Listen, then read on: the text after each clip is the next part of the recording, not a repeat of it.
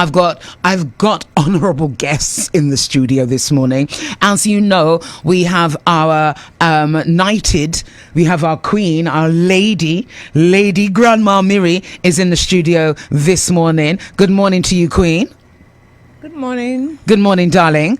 And we have the beautiful Odessa Whitlock. Listen, if you have not heard of Odessa by now, she's been on ABS. She's been on every single national media here in Antigua and Barbuda. Sadly, she's got to leave us. And so I can categorically say that this is her last interview in Antigua and Barbuda. And I want to welcome you, Queen. And you listen, you've heard her story. You've seen her work, and you can see the artwork right there on the screen. Good morning to each and every one of you. Share the live on the old Facebook. Good morning, Carlton. Good morning, Festina, Vicky Meg. Good morning to each and every one of you. And we have for us here in here on ZDK, it's our exclusive. So I want to say welcome to the queens, oh my gosh, the innovator, the creator, the vessel of which all this creativity has come from, our very own lady, Grandma Miri, and her granddaughter, Odessa Whitlock. Welcome, queens. Good morning. Good morning. It is such an honor to have you both here in the studio. And as you know, Grandma Miri is she's not a visitor. All right, she's a recurring resident here on 97.1 FM. But to you, Odessa, yes. I'm so glad to meet. Every time I saw a picture of you, I was just like, oh my God, she's so vibrant. Oh, thank you. Oh my God, she is just. I can feel the energy through the photos. Thank you. All right, your presentation of yourself. You are more than multifaceted. You exhibit a control over materials and color that is mesmerizing, and what you create and put together, as well as when you dress yourself. Yes, that's how it started, honestly. Yeah. Tell us about how it all started. Well, okay. Wow. Do you mean in terms of just artwork or just my recent artwork? Because I feel like it's a long history. I don't know. Listen, you tell me, or you tell us what you haven't told anybody else. Okay. Okay? Because I know your grandma raised you for 10 years here in Antigua, but she literally sowed the seed. Yes. All right? And then, sadly, but most definitely, necessarily, you had to go. Yeah. All right? To continue to develop that. So tell us about those parts. Because again, you've been on all the other radio stations. Yes. And everybody's asked you pretty much the same questions. Right. I want you to tell us some of that journey that you didn't share, the difficult moments, the challenges, the time when you thought to yourself, boy, I don't think I can do this. I don't think this is me. Yeah. When, tell us something new about you and your journey, because we see your work. Right. And we are all in awe. The funny thing is, this work really only started in maybe March, my fabric and hair collages. Before then, I was doing mostly acrylic and maybe oil paintings. And I'm a senior in college right now. High school, no. I'm a senior in college right now. And my teachers, they weren't really supportive in the sense that I'm not very good at drawing anatomy or I'm still learning for sure, because I really am a growing and emerging artist. But they had a very specific way they wanted things to look. They wanted things to look real, and if it didn't look real, then you weren't amazing yet. You weren't good. You weren't going to get you weren't even going to get any sort of good feedback for them. Right. So it felt really frustrating for me, because to me, getting something real doesn't matter. Like, I want to create something new. I want to create something that lasts a long time. That it's just, I just want to create something that's immersive and has people wondering and thinking about it afterwards. Getting something perfect and looking real is so done and overdid. Like, I don't really care of achieving that. And they weren't really trying to support me in my journey. They were just trying to make me a specific artist. So I feel like I was really, even in January of this year, I was so down, because I just felt like I wasn't a good artist. Even growing up, I'd always been making little things for the church. Like, my aunt used to have plays, and I would make the props for the church. I've always been encouraged that I was a good artist growing up, but going to college, I felt so out of place almost, because my teachers they could see that I was a good artist, but everybody else is also an artist, and they weren't really trying to cultivate what I had and my ideas. And so in January, leading up even to March, the reason why I even started the fabric and hair collages was because of an assignment for class. it was in my sculpting class, and they told us to do a found items project. So we couldn't use paint or any like real materials. We had to find the colors and make something. So I always collected fabric. From the time my mom had her seamstress, she would always give me her little scraps. My grandma always had scraps of fabric, so I'd always been collecting. Growing up, they would call me Garbage Woman. That was my main name until I was 12. Okay. I would take any tiny thing and try to make something.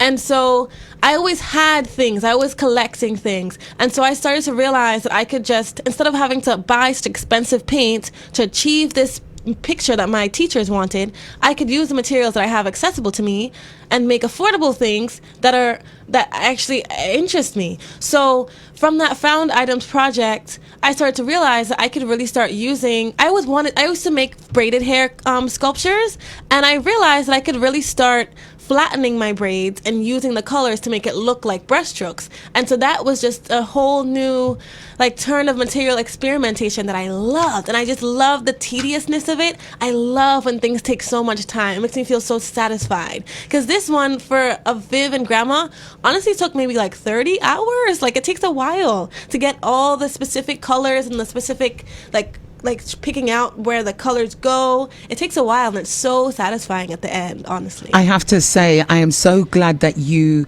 continue to fight not to be part of the status quo and not to fit into a box. I think teachers of any subject, if they have a familiarity that they're comfortable with, they want you to mimic that because that's what they're good at. But it sounds like they were trying to stifle your creativity, and if I'm especially so as a glad. Black student in my class alone, that's what it frustrates me, having to move from Antigua to then go to the U.S. When I moved, being in a classroom full of Black students and maybe 2 white students, going from that flip to an entire room being all white students and having to be the one Black representative is so much pressure. And I feel like especially in that class, that teacher did not.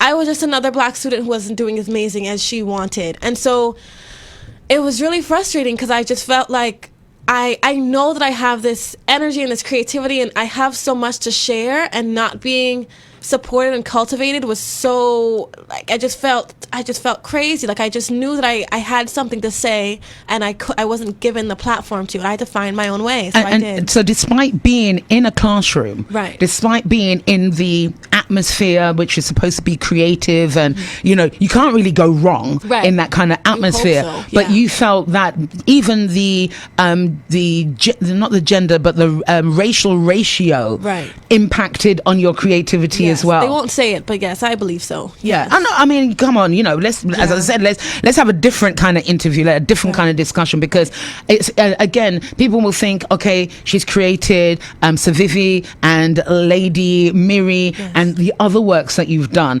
and it's like, okay, she's an artist, but they don't know your journey. And yes, you may have gone to art school or going to art school in the States, which you are studying at the Montclair State University, and although it says you're experiencing a phenomenal year, and I'm like, phenomenal, I know that an artist's journey, the phenomenal feeling comes when you get to put your work on but the journey before it is painful. So painful. It's so stressful and time consuming, and people don't understand the amount of it's how much time it takes for me to even commute places. Even to come to Antigua for the week, I had to take a week off of school. Even though it's Thanksgiving, I'm still missing like at least 2-3 days of class, and I'm always sacrificing something to like show my work. And I feel like it's glamorized, but I feel like I really appreciate you even having this genuine conversation, because it is a hard journey, and I don't know, even this year being phenomenal, I feel like this is my most phenomenal year. I haven't had a phenomenal year as being an artist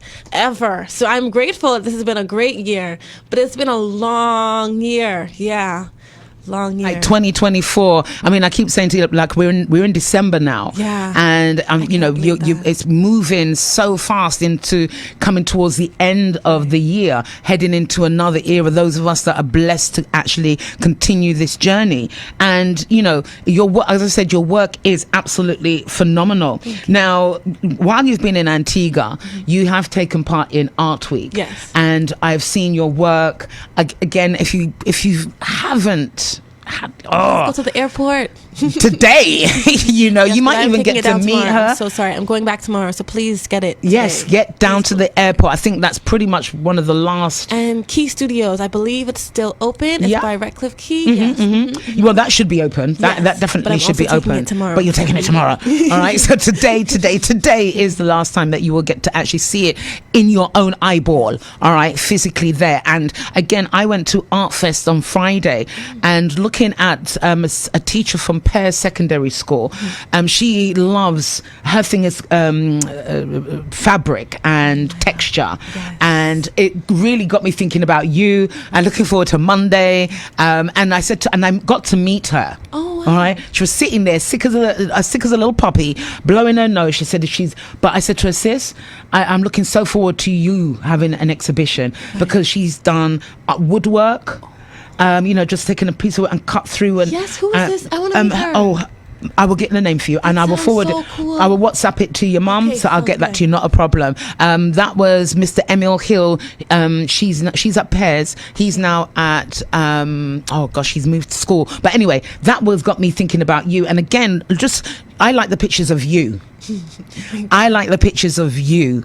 And the way you smile, thank you. And also the way you put yourself together. Tell us, what is it about the way your hair, your headdress, your necklaces, your jewelry? Tell us a bit more about that. It's really hard to I couldn't even tell you the real inspiration. Honestly, I think it really started out with Grandma, because Grandma always had a long skirt. I always loved Grandma's skirts. I always wanted to start collecting the fabrics and the patterns that Grandma's had growing up. I loved it. I always wanted my own. I think it's by accident, really. I love decorating any part of my body that I can. So even when it comes to collecting scarves, and I also love affordable things. I love going to the thrift store and just looking for very good patterns and nice scarves. I don't even mean to do it. I just end up matching by accident. I just love patterns, and I just love color, and getting a chance to even just decorate my head and I just love also my head being covered. I don't know why. I just started about maybe 2 years ago.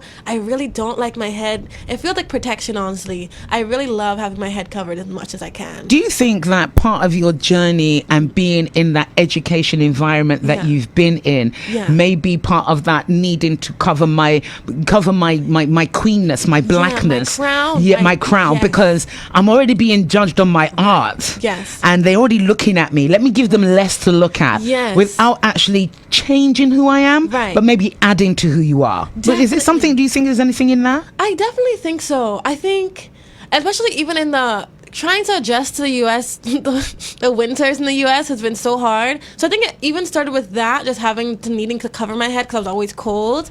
And even, I think really just being in that space, I just felt like I needed to preserve my energy and protect myself. I like feeling protected. Because I really am, I've always been called too vibrant, too bright, and people on the road love to stop me, and people like to think that I'm going to get, I don't know, even being in New York, I feel a bit in danger a little bit just because of how vibrant I am. So I think, to me, this feels like my own sort of protection a little bit.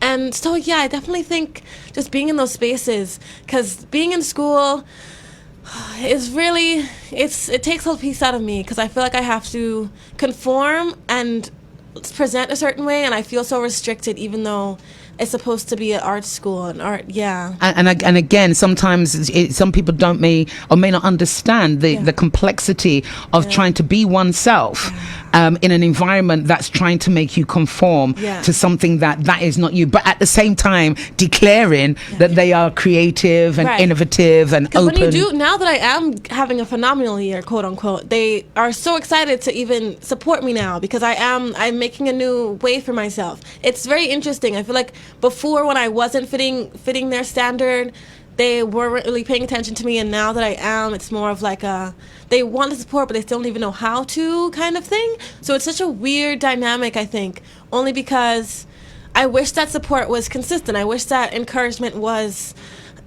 a long history of it. I feel like And even, I don't know, it's a very interesting dynamic. But I'm grateful for the people who do support me and have been supporting me this whole journey, honestly, yeah. So how have you found being in Antigua, being part of Art Week, probably one of the youngest, well, I can't categorically say that, but definitely one of the newest entrants into Art Week in its second year. Yeah. How have you found it? It's been wonderful. I've been loving meeting different artists.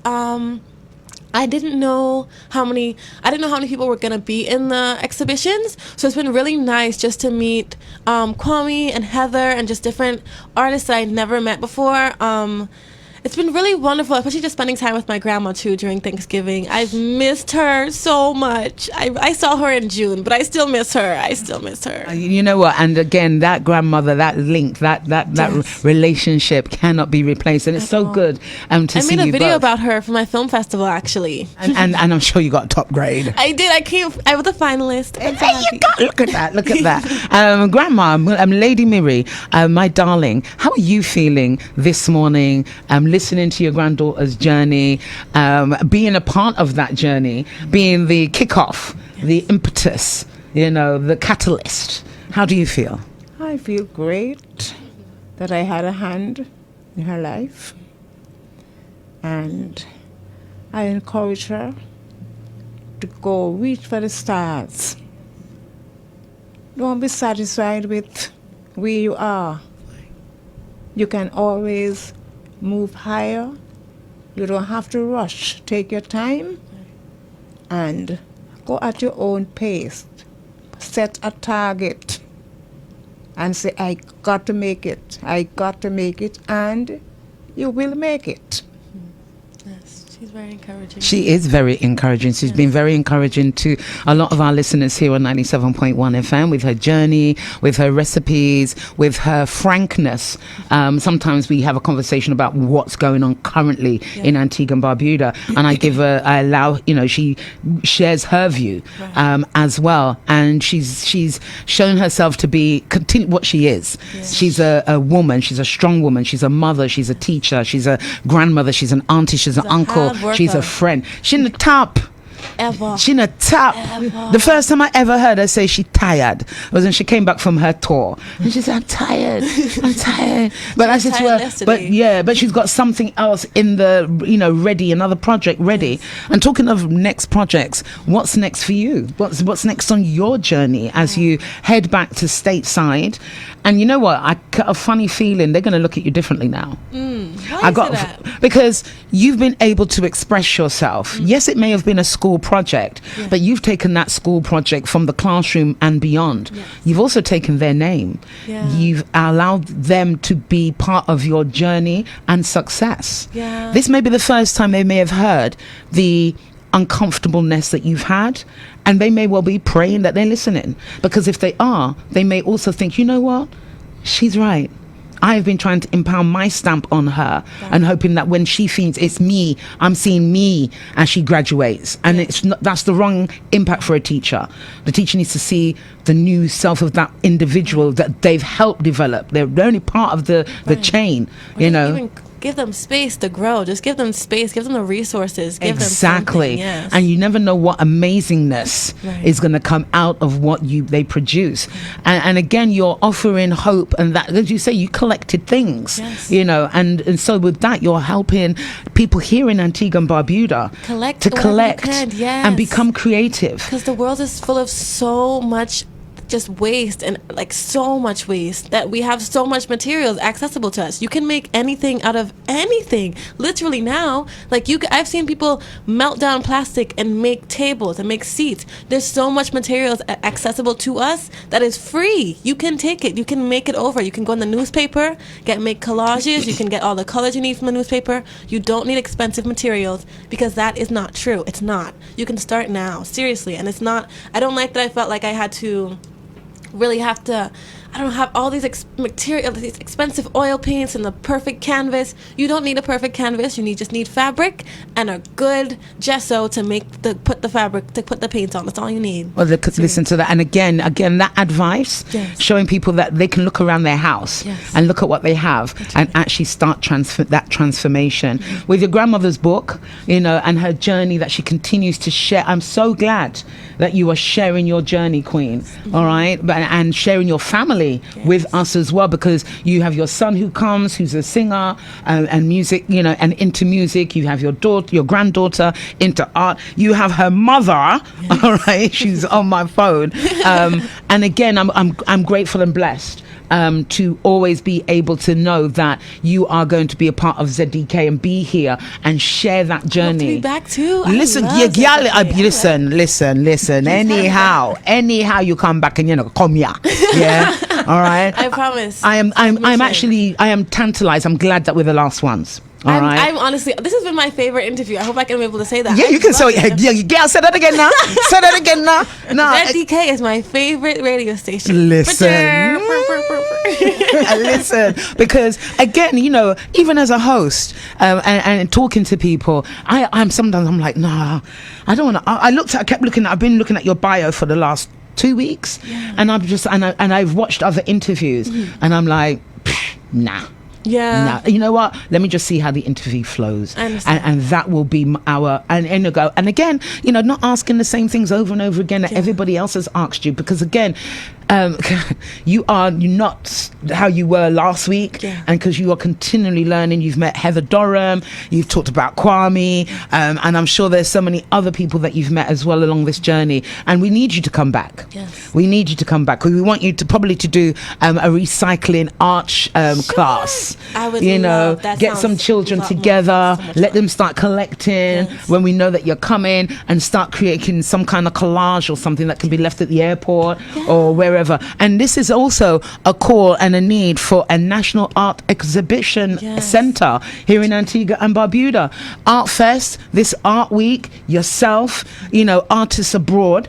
We have so much talent here in Antigua and Barbuda, and we need somewhere to centralize for them to, because if nowhere else is going to exhibit their work, we want to know that they're guaranteed an exhibit in Antigua and Barbuda. I agree. Yeah, understand? Yes. So I applaud you. I honestly do. And your vibrancy, your energy, keep it up. Thank you.